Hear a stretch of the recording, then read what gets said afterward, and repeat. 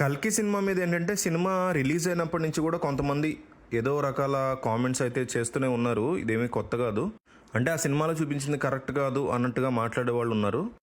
అంతకుముందు for example తీసుకుంటే గరికపాటి నరసింహారావు మాట్లాడారు. రీసెంట్గా అనంత శ్రీరామ్ కూడా ఈ మూవీ గురించి కామెంట్ చేయడం మనం చూసాం. ఈ హైందవ శంకరం అనేటువంటి సభలో ఈ మూవీలో చూపించింది కరెక్ట్ కాదని కర్ణుడి క్యారెక్టర్ని ఒక హీరోయిజం యాడ్ చేసి చూపించడం, ఈ పురాణాలని తెలుగు హిందూ ఇతిహాసాలని వక్రీకరిస్తున్నట్టుగా ఆయన అభిప్రాయపడ్డారు. చాలా హార్ష్గానే మాట్లాడారు దీని గురించి. అయితే అనంత్ శ్రీరామ్ సినీ ఇండస్ట్రీకి సంబంధించినటువంటి వ్యక్తి అవడంతో అదే సినిమా ఇండస్ట్రీకి సంబంధించి పైగా ప్రభాస్ లాంటి ఒక సూపర్ స్టార్ సినిమాకి సంబంధించి మాట్లాడడం అనేది ఇప్పుడు మేజర్ టాపిక్ అయింది. కల్కి సినిమాలో కర్ణుడిని హీరోగా చూపించినందుకు నేను చాలా సిగ్గుపడుతున్నాను అంటూ ఆయన ఒక కాంట్రవర్షియల్ స్టేట్మెంట్ చెప్పారు. వ్యాస మహాభారతాన్ని వాల్మీకి రామాయణాన్ని వక్రీకరించి ఇష్టం వచ్చినట్టు తీసేస్తున్నారు ఇప్పుడు ఫిలిం మేకర్స్. కర్ణుడు అనేక చోట్ల తప్పులు చేశాడు, తప్పులే కాదు పాపాలు చేశాడు. మహాభారతంలో రాగమనడం ఇవన్నీ కూడా కావాలని కర్ణుడి ద్వారానే జరిగాయి. యుద్ధంలో అనేక మందిని చిన్నపిల్లల్ని చంపినటువంటి నీచుడు కర్ణుడు, అట్లాంటి వాడిని హీరో చేస్తున్నారు వీళ్ళందరూ అంటూ భారీ ఎత్తున అలిగేషన్స్ వేశారు ఆయన.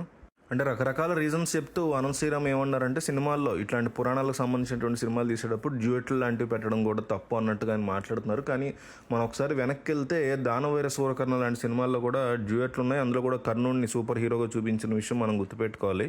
ఇప్పుడు వ్యాస మహర్షి మహాభారతంలో కర్ణుడు ఇట్లా చేశాడు అని రాయడం జరిగింది, కానీ ఎందువల్ల చేశాడు అనే దానికి కూడా రీజనింగ్స్ ఇవ్వడం జరిగింది. కాబట్టి other side of the coin కూడా చూసేవాళ్ళు ఆలోచించేవాళ్ళు ఉంటారు. కాబట్టి ఆ రకమైన సినిమాలు తీస్తున్నారు, మనం అర్థం చేసుకోవాలి. ఇప్పుడు అతిపెద్ద సీనియర్ ఎన్టీఆర్ కంటే తెలిసిన వాళ్ళు ఎవరు ఉంటారు ఇలాంటి సబ్జెక్ట్స్ గురించి? ఆయనే తీశాడు కదా కర్ణుడిని హీరో చేసి. మరి కర్ణుడు తప్పులు చేశాడు అని మెన్షన్ చేశారు తప్ప దుర్యోధనులాగానో ఇంకొకళ్ళలాగానో మహాభారతంలో ఆయన విలన్గా ఎక్కడ చూపిలా.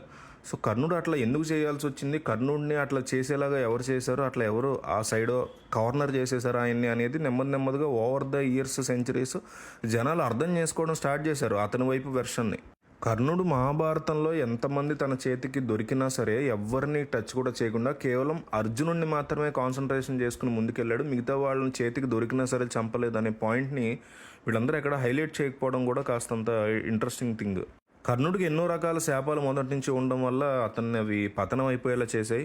అంటే ఫస్ట్ నుంచి ఆ మహాభారతాన్ని ఎన్నో సంవత్సరాల నుంచి అవుతున్నప్పుడు ఏంటంటే కర్ణుడు లాస్ట్లో అట్లా రథం కుంగిపోయి దారుణమైనటువంటి చావడం ఇవన్నీ చూసినప్పుడు మనకేంటంటే అనిపిస్తుంది కర్ణుడు కౌరవుల వైపు ఉన్నాడు కాబట్టి ఈ రకమైనటువంటి చావు అనేది అతనికి కరెక్టే అని. కానీ ఓవర్ ద ఇయర్స్ ఇందాక అన్నట్టు డెకేడ్స్ చదువుతూ వస్తే అవతల వైపు వెర్షన్ అతను పడినటువంటి వ్యధ ఏమిటి, అతను ఏ రకమైనటువంటి ఇబ్బందులకు గురయ్యి అటువైపు వెళ్లాల్సి వచ్చింది, ఇవన్నీ కూడా మనం ఆలోచించడం స్టార్ట్ చేస్తాం. వరస్ట్ లైఫ్ చూస్తున్నటువంటి కర్ణుడిని తీసుకెళ్లి దుర్యోధనుడు రాజుని చేశాడు కదా, మరి ఆ మాత్రం విశ్వాసం చూపించకపోతే ఎట్లా? విశ్వాసం చూపించకపోతే తప్పు అవుతుంది, కానీ కౌరవుల వైపు నిలబడితే తప్పేమవుతుంది అని మనం నెమ్మదిగా కర్ణుడి యొక్క వెర్షన్ని అర్థం చేసుకోవడం స్టార్ట్ చేస్తాం. ఈ రోజు ఎన్నో మందిని చూస్తున్నాం మనం, సాయం పొంది మోసం చేసేవాళ్ళు ఉన్నారు, కానీ కర్ణుడు అట్లా చేయలేదు కదా అని మనకు కూడా నెమ్మదిగా ఓవర్ ద ఇయర్స్ అట్లా అనిపిస్తూ ఉంటుంది. అదే ఫీలింగ్ మనకి దుర్యోధనుడి గురించి లేకపోతే ఇంకొకళ్ళ గురించి అనిపించదు. ఎందుకంటే వాళ్ళు కంప్లీట్ కౌరవులు కానీ ఇంకో బ్యాచ్ కానీ వాళ్ళంతా చాలా దారుణమైనటువంటి నీచత్వం పనులు చేసిన వాళ్ళు, చాలా దుర్మార్గ పనులు చేసిన వాళ్ళు. సో ఇక్కడ ఏంటంటే మనం ఆ కైండ్ ఆఫ్ వెర్షన్ కూడా తీసుకుని ఒక డైరెక్టర్ ఒక సినిమా తీసాడు అనేది మనం అర్థం చేసుకోవాలి. కానీ చరిత్రని కావాలని వక్రీకరించేటువంటి కార్యక్రమం అయితే ఇట్లా జరగదు. కొన్ని పొరపాట్లు జరుగుతాయి. ఫర్ ఎగ్జాంపుల్ ఇప్పుడు ఆదిపురుష్ తీసుకుంటే అందులో రావణ బ్రహ్మ క్యారెక్టర్లో మీకు సైఫ్ అలీ ఖాన్ పెట్టడం, సైఫ్ అలీ ఖాన్ లాంటి వ్యక్తిని పెట్టడం, అండ్ పెట్టినా కూడా అతను ముస్లిం అని కాదు కానీ పెట్టినా కూడా అతన్ని చూపించడం ఒక ముస్లింగా చూపించారు. అది సమస్య. సైఫ్ అలీ ఖాన్ పెట్టినా అక్కడ అదే ప్లేస్లో ప్రభాస్ను పెట్టినా చూపించడం ఒక ముస్లిం యాంగిల్లో ఫస్ట్ నుంచి చూపించడం అనేది బిగ్గెస్ట్ కాంట్రవర్సీ అయింది. అట్లాంటివి చేసినప్పుడు ఖచ్చితంగా మనం ఖండించాలి, అలాంటివి యాక్సెప్ట్ చేయకూడదు. కానీ చరిత్రలో ఉన్నటువంటి వీరుల్లో కంప్లీట్ విలన్స్ కాని వాళ్ళని, న్యూట్రల్ పాయింట్లో ఉన్న వాళ్ళని, తప్పులు చేసిన వాళ్ళని, అవతల వాళ్ళ వెర్షన్ని కూడా కాస్త చూపిస్తూ లిటిల్ బిట్ ఆఫ్ హీరోయిజంని చూపించడం అనేది తప్పు కాదు. దాన్ని అర్థం చేసుకుంటే బాగుండేది. మరీ అంత హార్ష్గా రియాక్ట్ అవ్వాల్సిన అవసరం లేదని నాకు అనిపించింది. సో మీకు ఈ అంశం మీద ఏమనిపించిందో మీరు కామెంట్ చేయండి.